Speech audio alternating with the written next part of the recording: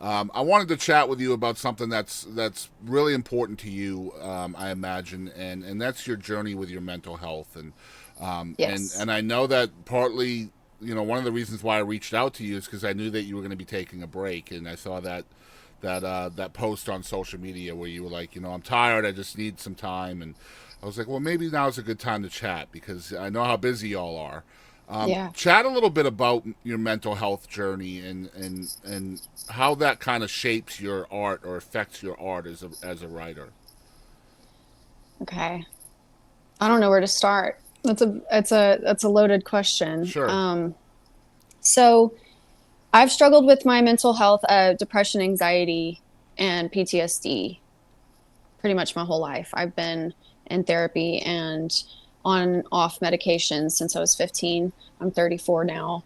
Um, and I have done EMDR and self hypnosis. I've done um, talk therapy, cognitive behavioral therapy.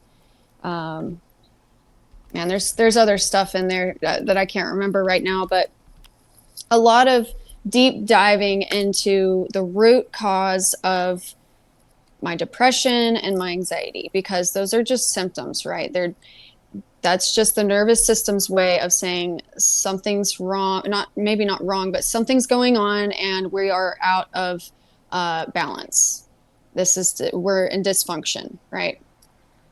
And it's been over half my life of uh, kind of waxing and waning, a roller coaster ride. And I know everyone goes through it. Everyone has really high, happy moments, and then they come down and maybe something happens in their life and they're grieving or whatever. But for me, it's been a lot more extreme, and it runs in my blood on both sides. So there's a lot of factors that I have been up against. I'd say that I'd really had to hone in on it and like take it by the horns and be like, no, I am in control. Maybe not that I'm not in control, but um, I'm going to take this on. And just like I like to challenge myself as a songwriter and a performer and a singer, I'm going to challenge myself on this. I'm not going to let this defeat me, basically. And it almost did. Um, I and just got to interject real quick. You mentioned earlier in the show that you're not competitive in sports. You are very competitive with yourself, though, aren't you? very, yeah. Yeah. Yeah, it's kind of interesting because the way I see others and the way I view humans and the way I view others is so different than the way I view myself.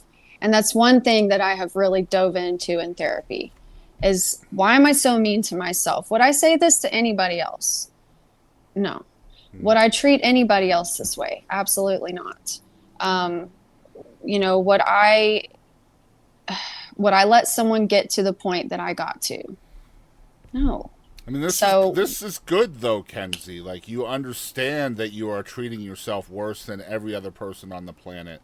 The fact that you can kind of come to terms with that and really unpack that internally is good. I'm sure you know that.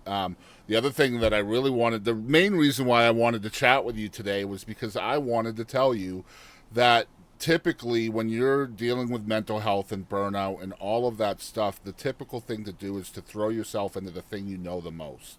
And that is for you probably music or songwriting or something music related. And you understood that it was time for a break and that you needed time for yourself with yourself. And I mean, that's huge. And I just wanted you to know that that's freaking awesome that you took that step. That had to be difficult. thank you. Yeah. Thank you very much. That means a lot to me because I got a little bit of flack for that. And, you know, it's frustrating because it's so important. And, in our society, it's been normalized to just burn it at both ends and run yourself into the ground just for Mm. the sake of success, whatever that looks like for you. And I don't, I want to inspire others to normalize balance in life because when I went and checked myself into the mental hospital and I got out, I had no other option but to go be with my family, be by myself, and take some time off, like you're talking about. And I took, a few months off. And for the first time in my life, I realized that I had never done that. I didn't even know who I was. I thought that I was Kensie, the singer songwriter, period. Right. I didn't know what I like to do for fun. I didn't know what I enjoyed outside of music. Completely lost of who I am at the core. So I had no other option but to go so deep inside and say, okay, what's going on? Why am I allowing myself to I don't know, it's hard for me to put it in words right now, honestly. Basically, what I'm trying to say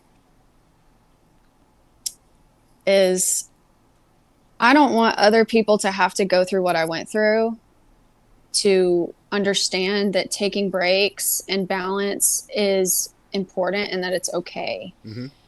That other people's opinions and judgments should not detour you from taking care of yourself, because I got to a point of not taking care of myself so badly that I did not want to be here anymore. Mm-hmm. And I was so exhausted, I didn't see a point in continuing on. And that's not how we should live. I agree. And we have that inner voice too, right? That wants us to believe that if we think we're important, if we think we have self-importance, that that's a selfish way to think, right? Right, And exactly. I mean, there's such a huge divide of difference between self-importance and selfishness, in my opinion. And of course, Yeah. we're always going to convince ourselves that that divide is not quite as wide as we think it is.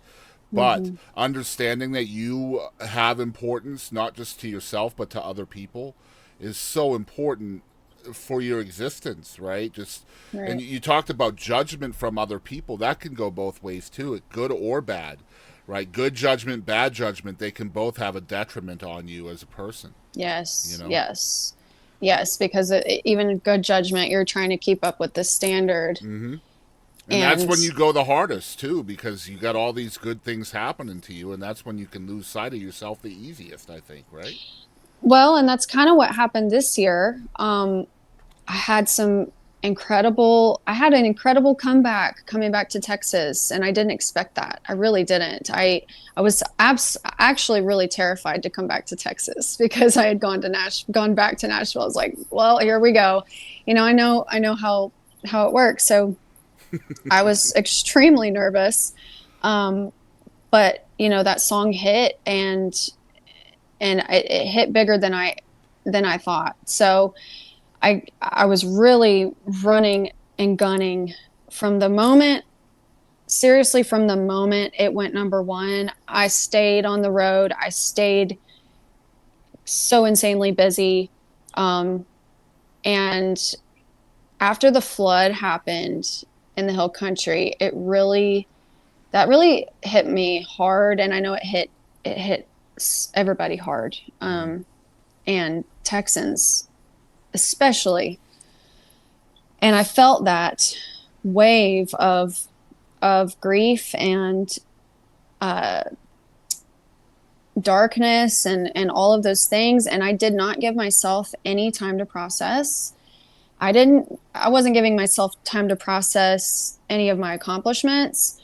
I wasn't giving myself time to process anything that was happening in my life. If I went on a phenomenal trip and all these awesome things happened and I got home, I didn't give myself a couple days to process. It was on to the next thing. Yeah, So on to the next mentality. Yes. yeah, and that's kind of like that can steal a lot of your joy because Oh, it steals all of it. You don't have time to. yeah, You don't have time for joy. yeah, exactly. And it's you don't sit down and think, wow, that's a big deal. Like I accomplished that. kudos. Yeah.